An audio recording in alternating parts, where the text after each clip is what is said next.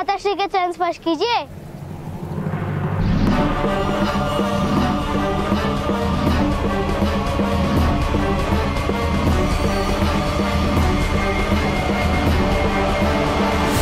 नहीं उत्तम, इसकी कोई आवश्यकता नहीं।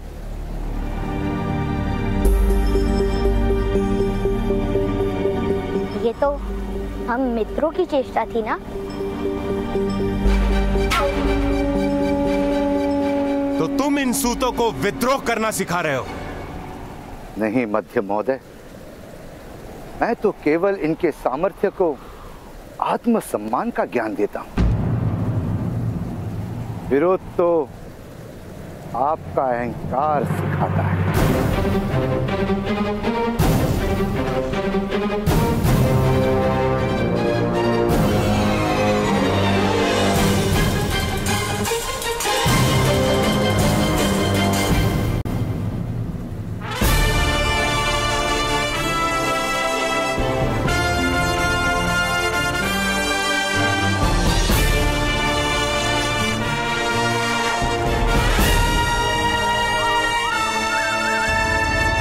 जय दुर्गा।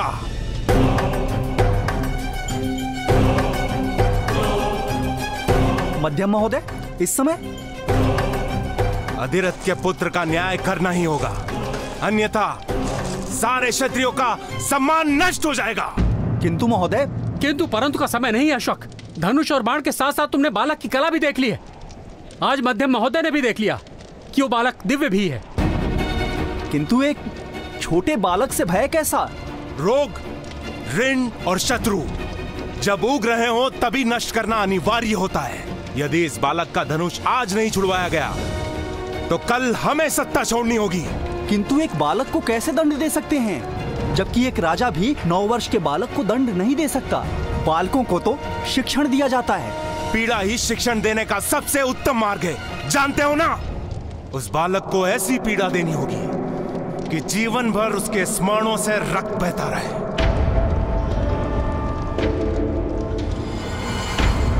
तुमने उसके ताऊ से दिव्य रथ प्राप्त किया था ना? ये रहा वो दिव्य रथ। जिस दिन से लिया उस दिन से टूटा पड़ा है। उसने कहा था कि यदि आपका हृदय शुद्ध रहेगा तभी ये रथ दिव्य रहेगा, अन्यथा ये सामान्य हो जाएगा। मूर्ख हो तुम। जिस तरह निम्न जाति में समर्थ नहीं होता, उसी तरह नीम की काठ से रथ नहीं बनता। चलो, तुम्हें ठगने के अपराध के लिए उसे बंदी बनाते हैं। कर्ण अपने ताऊ से बहुत प्रेम करता है। ताऊ की मृत्यु को वो कभी नहीं भूल पाएगा।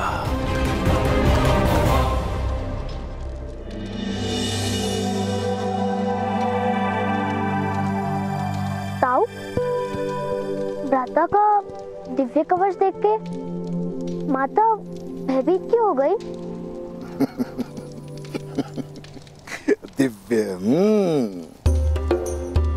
पुत्र सुन, नई और अनजान वस्तु के प्रति मनुष्य का पहला प्रतिभाव भय ही होता है। जो वस्तु मनुष्य समझ नहीं पाता, उससे या तो वो अंतर कर देता है या तो उसका नाश करने का प्रयत्न करता है। समझे?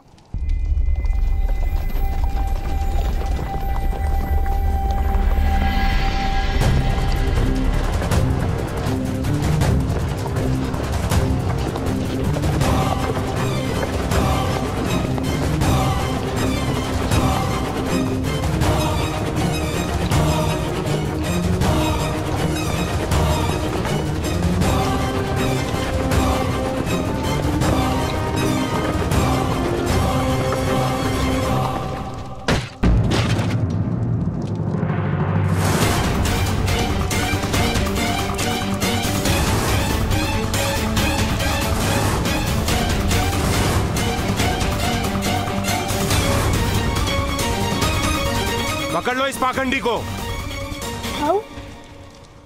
दिव्य रथ के नाम पर लोगों को मूर्ख बनाता है। मूर्ख? वो रथ दिव्य ही है। उसमें से निकलता हुआ प्रकाश तो तुमने स्वयं देखा ही था। पकड़ लो इसे। नहीं, छोड़ो मेरे दाऊ को। कहाँ लेकर जा रहे हो तुम मेरे दाऊ को? छोड़ो, पिताश्री। मध्यम महोदय, भ्राताश्री का अपराध क्या है? ठगाई की है इसने दिव्य रथ के नाम पर।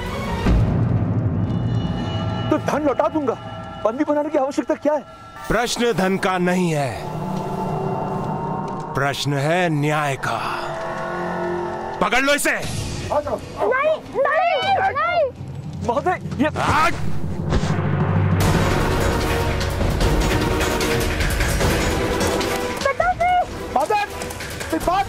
महोदय, अरे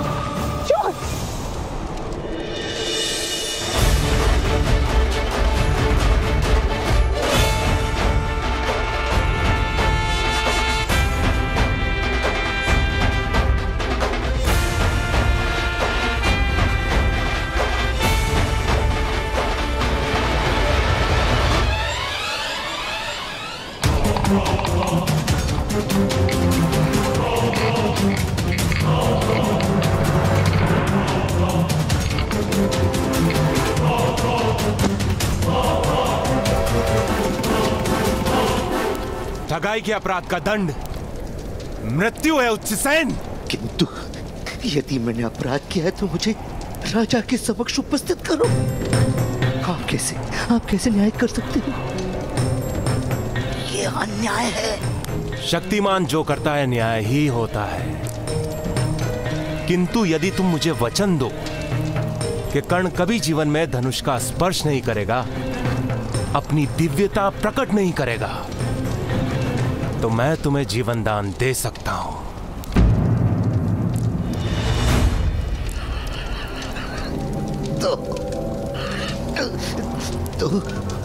तो ये कारण है।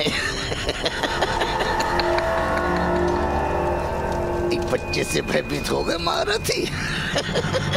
भय नहीं, चिंता उच्चसेन, चिंता। धर्म और परंपरा के रक्षण की चिंता, और क्षत्रिय का कर्तव्य है धर्म की रक्षा करना। कर्ण तुम्हारी बात मानेगा क्योंकि वो तुमसे बहुत प्रेम करता है। इसलिए मुझे वचन दो, कि तुम कर्ण का धनुष छुड़वाओगे, अन्यथा प्राण दो। नहीं, कर्ण के रोम रोम में धनुष का प्रेम बसा है, उसके जीवन भर का सुख उससे नहीं जीत सकता। चल चल जाने दो मुझे। मध्यम, ईश्वर तुम्हारा न्याय करेगा।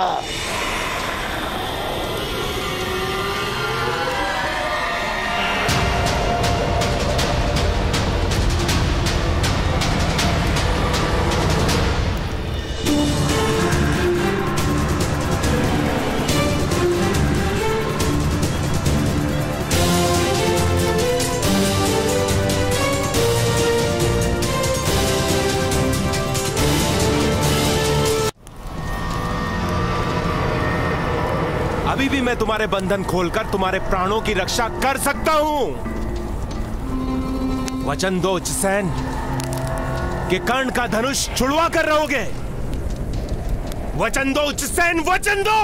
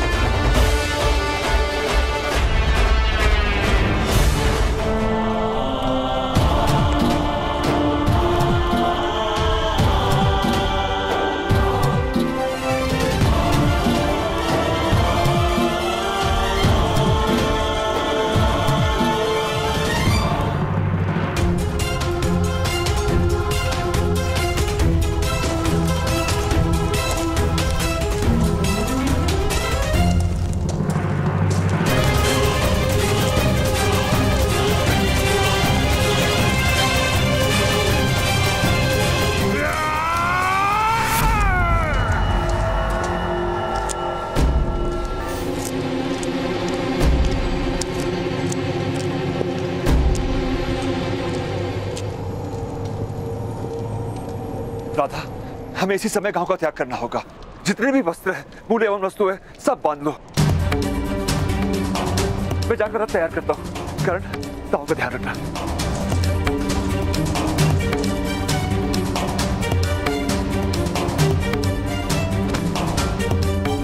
माता, छुपने की कोई आवश्यकता नहीं है। राधा का उन सबको पराजित कर सकते हैं। मूर्ख मत बनो शोन, ये तो दिव्यता लेकर जन्मा है, इसे कोई घाव नहीं हो सकता है। किंतु तो तुम्हारी मृत्यु हो सकती है शोन। कितनी बार समझाया, हमें धनुष उठाने का अधिकार ही नहीं है, किंतु ये समझे तब था। पता नहीं किस जन्म की शत्रुता लेकर आए मेरे घर में। ये मूर्ख बालक समझता ही नहीं है कि ये हम सबकी मृत्यु का कारण बन सकता है।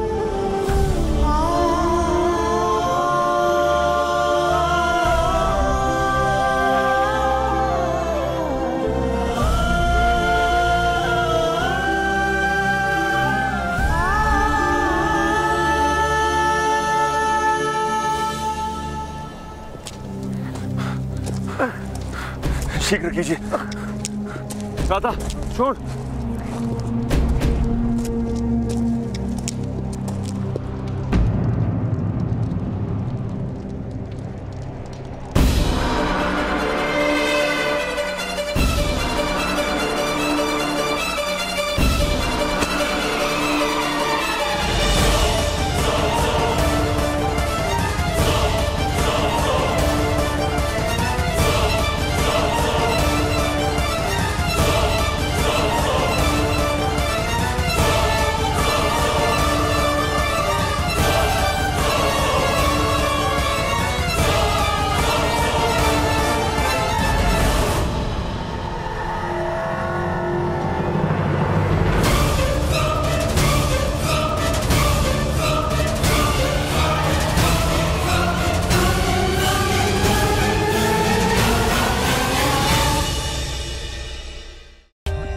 For more updates, subscribe to our channel, click the show links and enjoy watching the videos.